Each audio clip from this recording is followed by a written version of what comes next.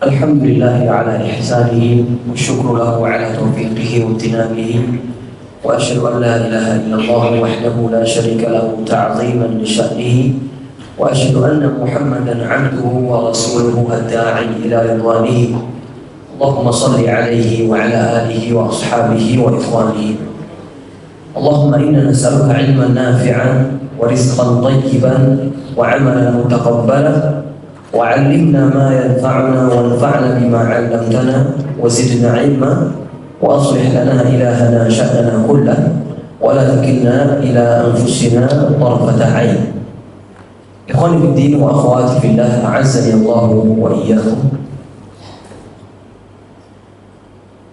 Pertama-tama marilah kita panjatkan puja dan puji syukur kita kepada Rabbul Izzati wal Jalalah atas segala limpahan karunia yang telah Allah berikan kepada kita, baik itu nikmat iman, baik itu nikmat Islam, baik itu nikmat sehat wal afiat, yang mana kenikmatan ini bisa kita katakan adalah kenikmatan yang tidak terhingga, karena sekiranya kalau ada di antara kita yang mencoba untuk menghitung kenikmatan tersebut, maka kenikmatan tersebut tidak akan sanggup kita hitung meskipun dengan lembaran sebanyak apapun. Tidak lupa juga salawat serta salam jamaah sekalian kita panjatkan dan curahkan kepada suri tauladan kita, baginda tercinta Nabi Muhammad sallallahu alaihi wasallam, dan kepada seluruh keluarga beliau, istri-istri beliau, anak-anak beliau, dan juga para sahabat-sahabat beliau radhiyallahu taala anhum, dan orang-orang yang mengamalkan sunnah-sunnah beliau serta meninggalkan larangan-larangan beliau hingga hari kiamat nanti tiba. Ma'asyiral muslimin wal muslimat rahimani wa rahimakumullah.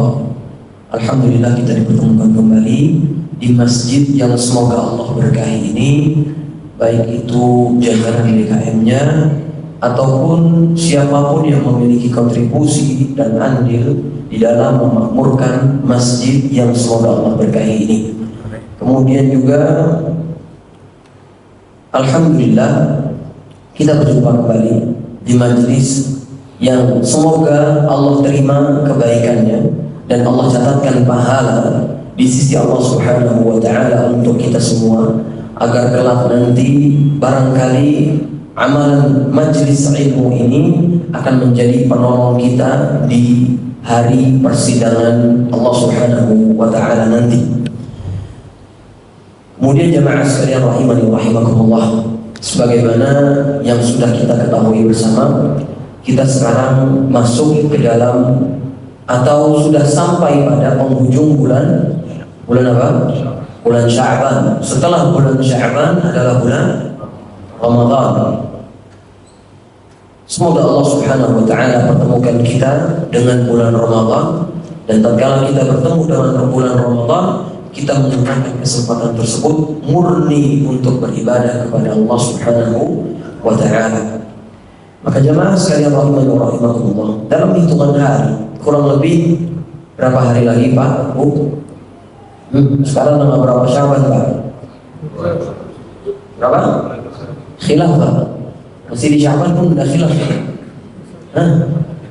Tanggal berapa Pak? 21 atau 22 atau 23?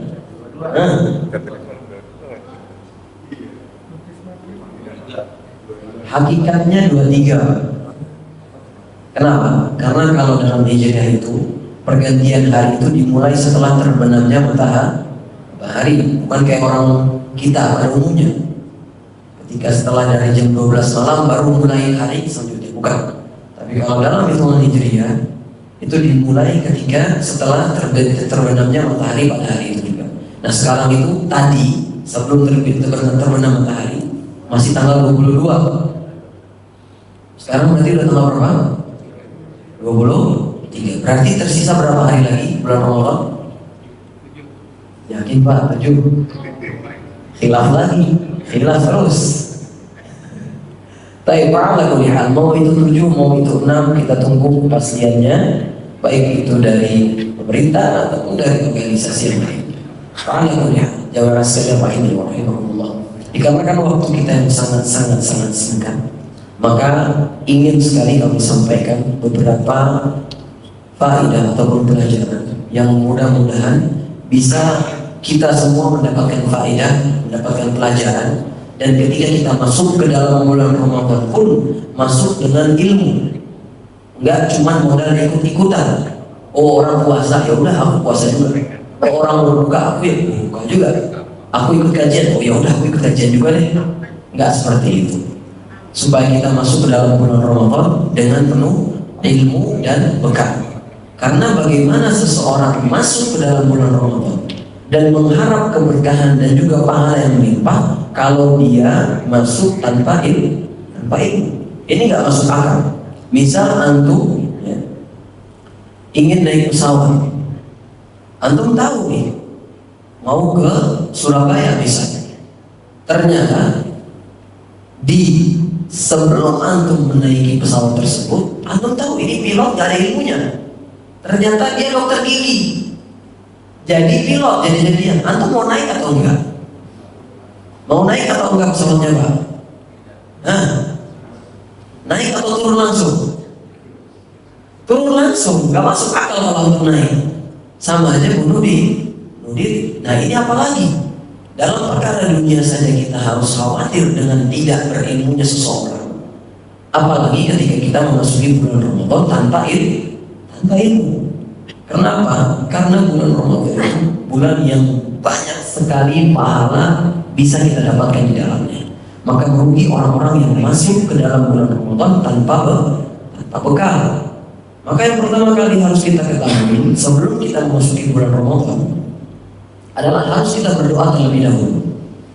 Berdoa terlebih dahulu. Jangan sampai kita sombong atau ujub, mengandalkan diri sendiri. Oh, saya yakin kalau saya pasti masuk bulan Ramadan. Kata siapa? Bisa jadi setelah keluar dari kajian ini nyawa kita dicabut, gak ada yang tahu. Betul atau betul? Betul. Maka berdoa terlebih dahulu. Berdoa untuk apa? Agar kita dipertemukan dengan bulan Ramadan. Agar kita dipertemukan dengan bulan Ramadan. Dan bulan Ramadan didatangkan oleh Allah kepada kita. Dan semoga Allah menerima amalan yang kita lakukan di bulan Ramadan itu diterima oleh Allah Subhanahu wa taala. Ini doa yang dipanjatkan oleh para salaf terdahulu. Ya Allah, sampaikanlah kepadaku bulan Ramadan. Sampaikanlah aku kepada bulan Ramadan dan hantarkanlah bulan Ramadan kepadaku dan terimalah amalan-amalan yang aku lakukan di bulan Ramadan. Maka harus banyak-banyak berdoa. Karena apa? Karena doa itu termasuk ibadah. Kata Nabi SAW, ad-du'a'u huwal ibadah. Doa itu ibadah. Maka ketika antum beribadah, kemana harus ditujukan ibadah tersebut? Kepada penghuni kuburan, kepada orang-orang soleh, atau kepada pohon-pohon yang dikeramatkan, atau kepada Rabbul Alamin. Kepada siapa doa harus kita panjatkan, Pak, Bu? Kepada Allah Jalla fi'ulah. Harus murni hanya kepada Allah Subhanahu wa ta'ala. Jangan kita palingkan ibadah yang mulia ini kepada selain Allah. Karena sejatinya tatkala kita memalingkan ibadah kepada selain Allah, berarti kita sedang melakukan dosa yang Allah tidak akan ampuni dosanya kecuali dengan taubat sebelum seorang tersebut mati. Karena ini adalah perbuatan kesyirikan. Maka palingkan, serahkan, sampaikan doa tersebut hanya kepada Allah Subhanahu wa ta'ala. Gak butuh kita perantara A, B, dan C dan lain seterusnya. Tidak. Kemudian yang kedua, di antara persiapan yang harus kita siapkan sebelum kita memasuki bulan Ramadan adalah hendaknya kita belajar tentang fikih puasa. Belajar tentang fikih puasa. Nanti insya Allah di masjid ini bakalan ada kajian yang menjelaskan tentang fikih puasa. Maka antum manfaatkan kesempatan tersebut. Ataupun sekiranya tidak bisa hadir di masjid ini, maka di masjid yang lain, ataupun melalui media sosial, melalui YouTube, melalui seorang guru yang kita yakini keilmuannya dan memang betul-betul mereka merujuk kepada pemahaman dari Al-Quran dan Sunnah sesuai dengan pemahaman salaful ummah. Maka jangan sembarangan pilih guru, karena hati-hati, salah pilih guru salah semua amalannya. Na'udzubillah, tsumma na'udzubillah. Maka berilmu terlebih dahulu, karena kata Imam Al-Bukhari rahimahullah ta'ala, Muhammad bin Ismail di dalam kitabnya Sahih Al-Bukhari itu beliau menyebutkan babu al-ilmu qabla al-qawli wal-amal. Ilmu terlebih dahulu sebelum perkataan dan peramalan, amal seseorang. Ini penting. Bagaimana seseorang mau beramal kalau dia tidak berilmu? Kata pepatah Arab terdahulu, tarjun najata wa lam tasluk masalikaha, inna safinata la tajri 'ala al-yabas. Engkau menginginkan kesuksesan, tapi engkau tidak menelusuri jalan kesuksesan tersebut. Sesungguhnya kapal laut itu tidak akan berlayar di atas daratan. Itu nggak bakal terjadi. Maka ketika kita ingin sukses di dalam bulan Ramadan, kita harus menelusuri jalannya dulu. Apa jalannya? Belajar, nuntut ilmu, biar kita tahu. Oh ini tuh salah, oh ini tuh keliru, oh ini tuh benar, oh yang benar tuh seperti ini. Jangan kita modal ikut-ikutan. Orang puasa dari jam segini sampai jam segini dia ikutan puasa. Orang puasa berbukanya jam segini dia ikutan berbuka. Padahal belum masuk waktu maghrib, padahal belum sampai waktu fajar. Tiba-tiba udah ditahan puasanya dan lain seterusnya. Maka jamaah sekalian rahimani wa rahimakumullah, bekali diri kita dengan ilmu. Belum terlambat, mumpung bulan Sya'ban, bulan pemanasan kata para ulama. Bagaimana seseorang masuk ke dalam bulan Ramadan 30 hari murni untuk ibadah, tapi sebelumnya dia nggak ada pemanasan? Ini nggak masuk akal. Makanya sebagaimana disampaikan oleh guru kita Ustaz Muhammad bin Zikri hafizahullah ta'ala, dia menyebutkan masuk bulan puasa itu ibarat kita sedang berlomba-lomba. Ibaratnya kita sedang mau maraton, lomba. Gak mungkin antum datang hari ini pula antum ikutan lomba, gak mungkin.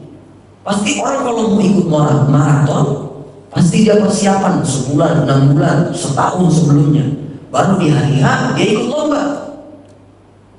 Maka gak masuk akal pula ketika kita mau masuk Ramadan, mau dapat tantang bertenteng, santai Ustaz. Kan Ramadan udah terbiasa kita. Oh, kata siapa? Harus belajar. Yang ketiga, jamaah sekalian rahimakumullah, persiapan yang harus kita siapkan sebelum memasuki bulan Ramadan adalah hendaknya kita menunaikan hak-hak orang yang telah kita zalimi. Menunaikan hak-hak orang yang telah kita zalimi. Mau itu secara materi ataupun non materi, tunaikan hak mereka. Maksudnya bagaimana? Kalau kita tahu kita menzalimi seseorang melalui lisan ataupun perbuatan kita, maka kita minta maaf kepada orang yang telah kita zalimi. Jangan antum masuk ke dalam bulan Ramadan dengan membawa kezaliman. Hati-hati. Karena kalau seseorang terbiasa berbuat kezaliman sebelum bulan Ramadan, kemudian dia tidak mau meminta maaf kepada orang yang dizalimi, bisa jadi di bulan Ramadan dia tetap berbuat demikian. Maka ketika seseorang berbuat kezaliman di bulan Ramadan, kemudian dia tidak meminta ampun kepada Allah, tidak meminta maaf kepada orang yang dizalimi, rugi. Satu kalimat, satu kata, rugi. Kenapa? Karena kata Nabi SAW, tatkala beliau ditanya atau beliau bertanya tentang siapa itu orang yang paling bangkrut, orang yang paling rugi, kata para sahabat, al-muflisu fina man la dirham lahu wa la mata'. Orang yang rugi di sisi kami itu ya orang-orang yang gak punya dirham, gak punya harta. Ternyata Nabi SAW sangkal perkataan para sahabat. Al-muflis man ya'ti yawmal qiyamati bihasanat. Orang yang rugi adalah orang yang datang pada hari kiamat membawa kebaikan, pahala. Tapi wa ya'ti qad syatama hadha wa akala mala hadha wa daraba hadha wa safaka dama hadha. Akan tetapi dia datang di hari kiamat udah menampar orang, udah ngambil harta orang, udah menggibahi seseorang, telah menumpahkan darah seseorang. Ternyata kebaikan orang tersebut, kebaikan pahala orang tersebut diambil oleh Allah, dikirim kepada orang yang telah dizalimi. Kalau pahalanya sudah habis, maka diambil keburukan orang yang terzalimi, dosa orang terzalimi tadi diambil dikirim kepada orang yang tadi bawa pahala tapi pahalanya sudah habis. Itu orang yang merugi, Pak, Bu. Maka sebelum kita masuk bulan Ramadan, minta maaf. Minta maaf. Nggak mesti sebelum hari menjelang Ramadan, enggak, dari sekarang nih. Karena yang namanya aja nggak ada yang tahu. Bisa jadi kita mati duluan sebelum minta maaf. Minta maaf. Sekarang nggak harus dikhususkan sebelum masuk bulan Ramadan. Maaf apa dulu ya? Baik itu via status, nyamperin orang dari sini, enggak. Jangan dikhususkan. Maaf-maafan itu nggak boleh dikhususin. Ketika kita tahu kita sedang berbuat kesalahan, langsung minta maaf.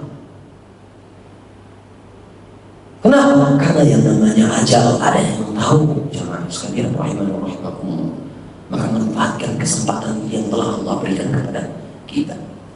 Dan yang keempat, dan ini yang terakhir, jangan sekalian rahimani wa rahimakumullah. Di antara bekal yang harus kita bawa sebelum kita masuk ke dalam bulan Ramadan adalah hendaknya kita bertaubat kepada Allah Subhanahu wa taala. Taubat kepada Allah Subhanahu wa taala. Minta ampun, minta maaf kepada Allah Subhanahu wa taala. Jangan sampai kita masuk dalam bulan Ramadan itu membawa dosa. Karena kata pepatah terdahulu, ya seringkali kita sampaikan di sini, itu seseorang itu terbiasa. Seseorang itu bisa karena terbiasa. Orang itu bisa berbuat ketaatan kalau dia terbiasa berbuat ketaatan. Dan seseorang itu biasa berbuat kemaksiatan kalau seseorang itu terbiasa berbuat kemaksiatan. Bisa berbuat kemaksiatan kalau dia terbiasa berbuat kemaksiatan. Maka dari sekarang nih, kesempatan belum tertutup. Taubat, taubat, taubat. Ya ayyuhalladzina amanu tubu ilallahi taubatan nasuha. Wahai orang-orang yang beriman, bertaubatlah kepada Allah dengan taubat yang nasuh. Apa itu taubat yang nasuh? Al-Imam An-Nawawi rahimahullah ta'ala menyebutkan 4 kriteria taubat seseorang itu nasuh. Yang pertama, dia menyesali, dia berhenti dari perbuatan kemaksiatan tersebut. Yang kedua, dia menyesali perbuatan kemaksiatan yang telah dia lakukan tersebut. Yang ketiga, dia bertekad untuk tidak mengulanginya lagi. Bukan berarti dia nggak boleh mengulangi, enggak. Tapi dia bertekad, berusaha supaya nggak terulang lagi dosa. Dan yang keempat, kalaupun ada perkara tersebut berhubungan dengan hak manusia, maka harus ditunaikan hak tersebut. Baru taubat seseorang dikatakan taubat nasuha. Kalau salah satu di antara 4 ini nggak terpenuhi, berarti taubatnya tidak nasuha. Taubatnya taubat sambal dikasih kacang, kasih risol, enak. Ya. Maka jamaah sekalian rahimahullah, taubat. Kita semua bertaubat. Mau yang jadi ustaz, mau yang jadi DKM masjid, mau yang jadi jamaah, mau yang jadi A, B, dan C, semua harus bertaubat. Kenapa? Orang yang bertobat akan berbahagia kata Allah Subhanahu wa taala. Wa tubu ilallahi ayyuhan nas, wa tubu ilallahi jami'an ayyuhal mu'minun la'allakum tuflihun. Dan bertobatlah kalian semua orang-orang yang beriman. Agar apa? Agar kalian tuflihun. Agar kalian itu bahagia, agar kalian itu sukses di akhirat. Maka bertobat kita sebelum masuk ke dalam bulan Ramadan. Dan yang namanya tobat itu akan menghapuskan dosa sebelumnya. Kata Nabi SAW, at-taibu minadz dzambi kaman la dzambalah. Seorang yang bertaubat dari perbuatan dosa itu seperti seseorang yang tidak memiliki dosa sekalipun. Subhanallah, wala haula wala quwwata illa billah. Kesempatan jamaah sekalian, Sebelum masuk bulan Ramadan, murni kita bertaubat kepada Allah, bukan karena disuruh A, disuruh B, karena sungkan sama A, sungkan sama B, dan lain seterusnya. Enggak, tapi murni karena kita tahu kita ini pendosa. Dan seorang yang berdosa itu selayaknya dan sewajarnya dia bertaubat kepada Allah Subhanahu wa Ta'ala. Jangan sampai larut di dalam kemaksiatan. Dan Ustaz, dosa saya sudah banyak. Jangan khawatir, rahmat Allah lebih luas daripada dosa yang untuk kerjakan.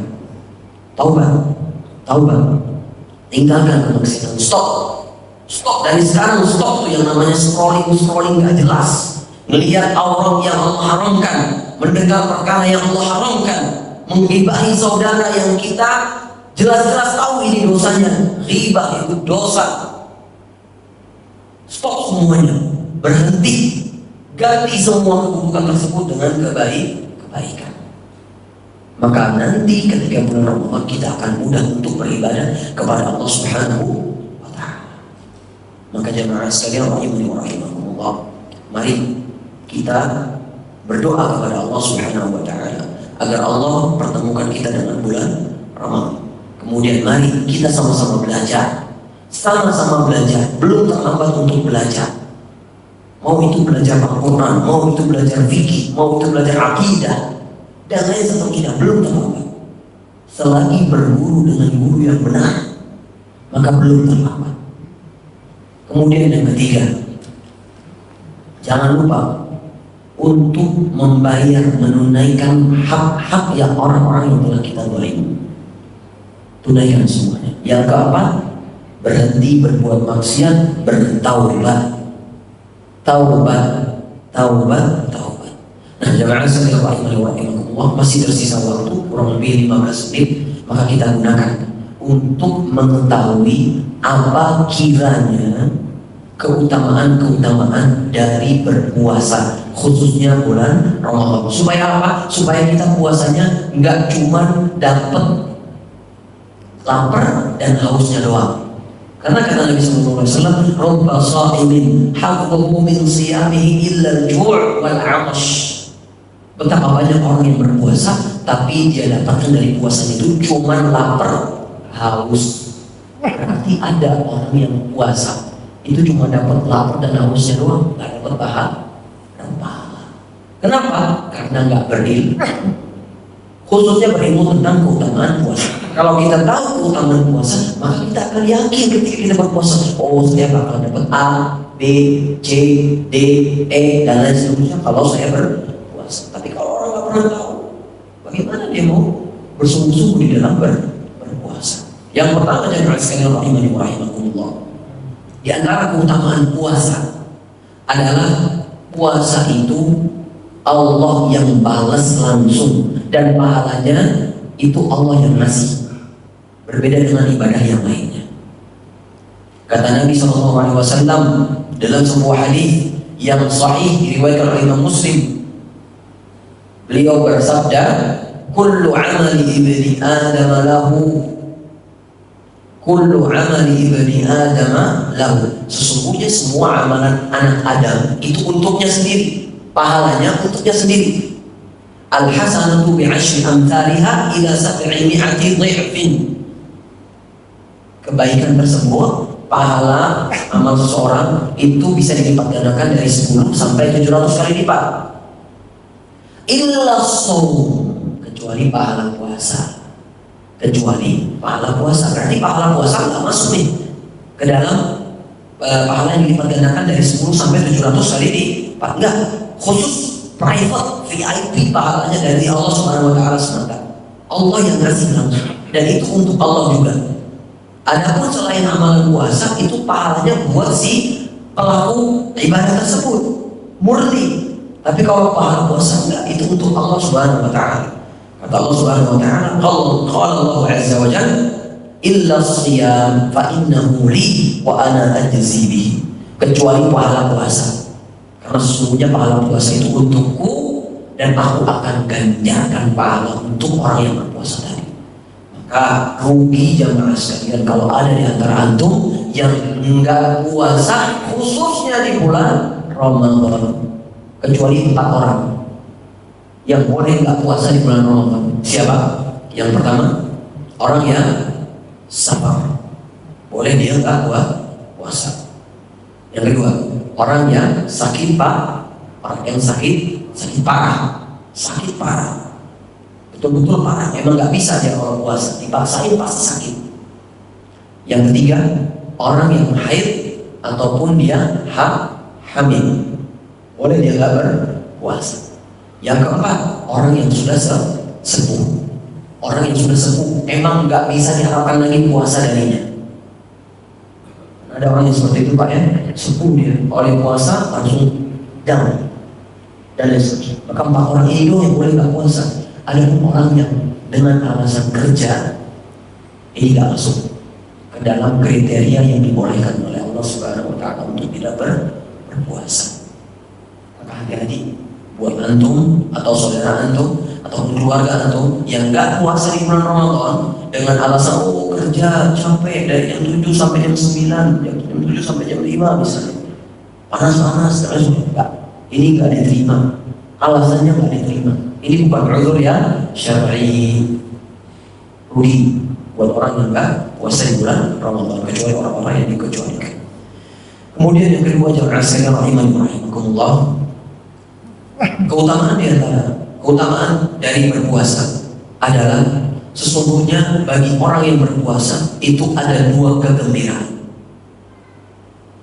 Keutamaan bagi orang yang berpuasa itu ada 2 kegembiraan yang dia dapatkan. Kata Nabi SAW, diriwayatkan oleh Imam Muslim pula, beliau bersabda, "Walis-shaimi farhatani yafrahuhuma." Sesungguhnya bagi orang-orang yang berpuasa itu ada 2 kegembiraan yang dapat menggembirakan dia di hari akhirat nanti. Yang pertama, idza aftara fariha bi fitrihi. Kalau dia berbuka, maka dia akan berbahagia dengan berbukanya dia tersebut, karena dia sudah berpuasa dari subuh sampai maghrib, dia gembira di dunia. Adapun kegembiraan yang kedua, wa idza laqiya rabbahu tabaraka wa ta'ala fariha bi shaumih.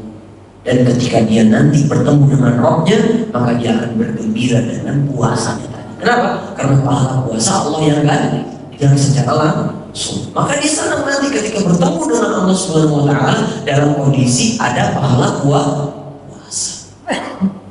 Hanya sekalian rahimakumullah, jangan sampai kita nggak puasa. Baik Pak. Yang ketiga, di antara keutamaan orang yang berpuasa adalah sesungguhnya khulufu famis shaim itu atyabu 'indallahi min rihil misk. Sesungguhnya aroma yang dikeluarkan dari seseorang yang berpuasa dari tenggorokannya, dari mulutnya, itu lebih wangi daripada misk. Ada yang punya misk yang asli Pak? Bukan misk yang diolah dan asli, bukan. Misk yang asli.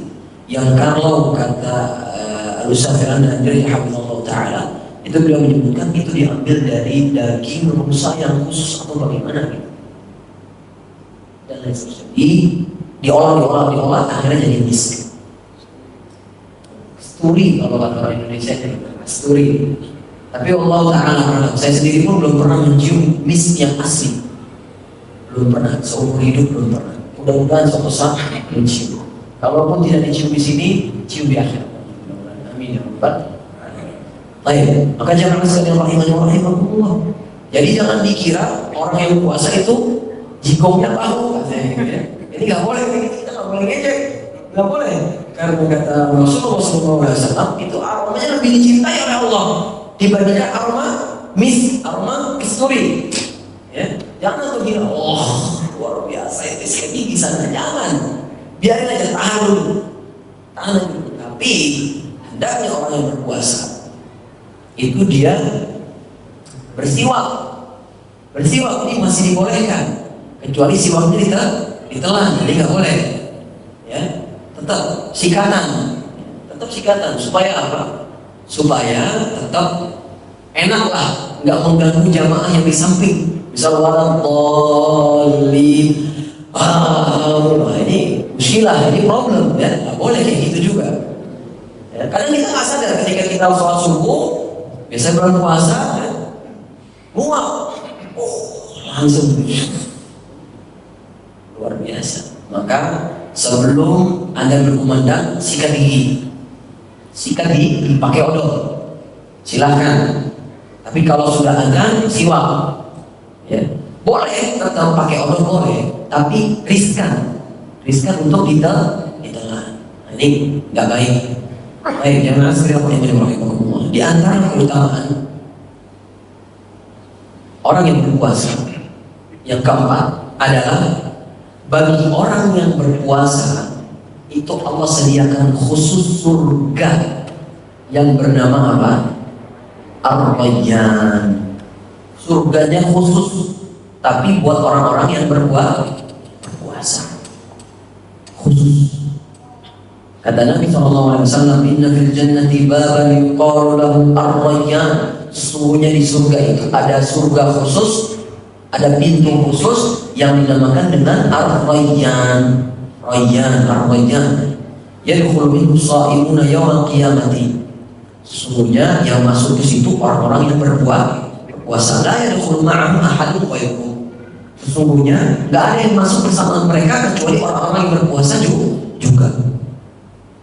Yuqal aina shaimun, dikatakan kepada mereka, mana orang-orang yang berpuasa? Fayadkhuluna minhu, kemudian masuk orang-orang yang berpuasa ke dalam pintu ar-Rayyan. Fa idza dakhala akhiruhum aghlaqa falam yadkhul minhu ahad. Dan ketika orang-orang yang berpuasa tadi sudah sempurna masuk semuanya, dah ditutup dan tidak ada lagi yang boleh masuk.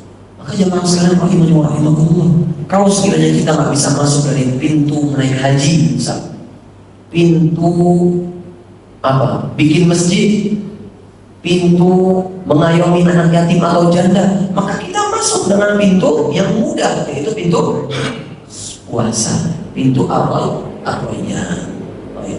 Jemaah sekalian rahimakumullah, di antara keutamaan puasa yang selanjutnya yang kelima, yaitu bagi orang yang berpuasa satu hari di jalan Allah, maka Allah akan jauhkan wajahnya, jauhkan dirinya dari neraka selama 70 hari. Bayangin Pak, cuma dengan berpuasa kita bisa dijauhkan dari neraka dengan jarak kurang lebih ditempuh 70 hari. Kemana kira-kira jalan-jalan kita Pak? Dari sini kemana kira-kira 70 hari?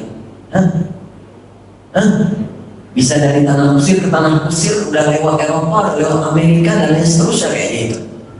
Muter-muter kita. Ya, cuma dengan apa? Bermodalkan puasa. Kata Nabi SAW, "Ma min 'abdin yasumu yawman fi sabilillah." Tidaklah seorang hamba berpuasa di jalan Allah illa ba'ada Allah bidzalika al-yawma wajhahu 'anil nar 70 kharifan.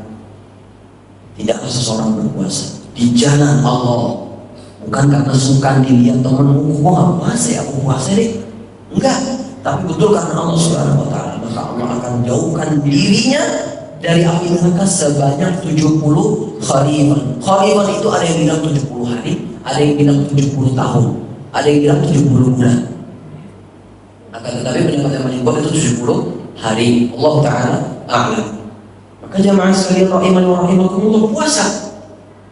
Tunggu apa lagi? Biar sekarang kita udah tahu nih keutamaan puasa. Masa iya belum tergerak kita untuk berpuasa? Rugi, ya kan? Rugi kalau kita nggak puasa. Baik, di antara keutamaan selanjutnya dari berpuasa adalah sesungguhnya bagi orang yang berpuasa, ketika dia berpuasa itu dia sedang membuat tameng dari neraka, membuat tameng atau perlindungan dari neraka. Karena kata Nabi SAW di dalam hadis yang diriwayatkan oleh Imam Bukhari dan juga Imam Muslim, beliau bersabda, "Sami'tu Rasulullah SAW yaqul, as-siyamu junnatun minan nar." Sesungguhnya puasa itu adalah tameng, pelindung dari neraka. Kajunnati ahadikum minal qital, sebagaimana tameng yang salah seorang di antara kalian gunakan untuk berperang. Ya. Kalau kita perang nggak bawa tameng, gimana kira-kira Pak? mulai langsung mati, langsung dead ya, langsung mati. Tapi kalau kita perang punya tameng, maka kita punya perlawanan. Nah ini begitu juga ketika kita berpuasa, kita punya perlawanan untuk menghadapi apa? Untuk terlindung dari neraka. Tapi kalau kita nggak pernah berpuasa, na'udzubillah, maka dengan apa kita mau berlindung? Susah. Untuk kita berlindung dari neraka. Baik, yang selanjutnya jamaah sekalian rahimani wa rahimakumullah. Di antara keutamaan bagi orang yang berpuasa ketika dia berpuasa adalah sesungguhnya puasa itu akan menggugurkan kesalahan-kesalahan hamba. Puasa akan menggugurkan dosa-dosa hamba. Kata Nabi SAW yang diriwayatkan oleh Imam Muslim rahimahullah taala, fitnatul rajuli fi ahlihi wa malihi wa jarihi wa tukaffiru as-shalah. Sesungguhnya fitnah seorang laki-laki ada pada keluarganya, ada pada hartanya, dan ada pada tetangganya. Wa tukaffiruha as-shalah was-shiyam was-shadaqah wal amru bil ma'ruf wan nahyu 'anil munkar. Dan kesusahan fitnah-fitnah tersebut, dosa-dosa tersebut yang telah dilakukan baik itu kepada keluarganya ataupun kepada hartanya ataupun kepada tetangganya. Di antara perkara tersebut yang disebabkan oleh perkara-perkara tersebut dia berdosa, maka bisa digugurkan dengan sholatnya, dengan puasanya, dengan sedekahnya, dengan amr bil ma'rufnya, menyeru kepada kebaikan, ketaatannya, wa nahyu 'anil munkar, dan ketika dia melarang, mencegah dari perbuatan munkar. Maka jamaah sekalian rahimakumullah, kita tahu kita banyak dosa, maka gugurkan dosa-dosa kita dengan apa? Dengan sholat, dengan puasa, dengan sedekah, dengan memerintah, menyeru kepada kebaikan, ketaatan, dan menyeru kepada untuk meninggalkan kemaksiatan. Ini insya Allah berdasarkan hadis yang diriwayatkan oleh Imam Muslim, maka dosa-dosa kita pasti akan Allah gugurkan. Yang terakhir jamaah sekalian rahimahullah, di antara keutamaan bagi orang yang berpuasa adalah sesungguhnya puasa akan menjadi syafaat bagi pelakunya di hari kiamat dan nanti.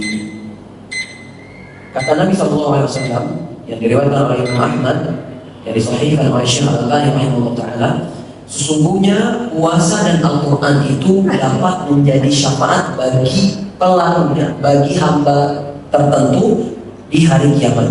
Yaqulu siyam, sesungguhnya puasa nanti akan berbicara, ay rabbi mana'tuhu as-ta'am wasyahwah, wahai Rabbku, sesungguhnya fulan telah menahan dirinya dari perbuatan makan dan syahwatnya dikarenakan puasa.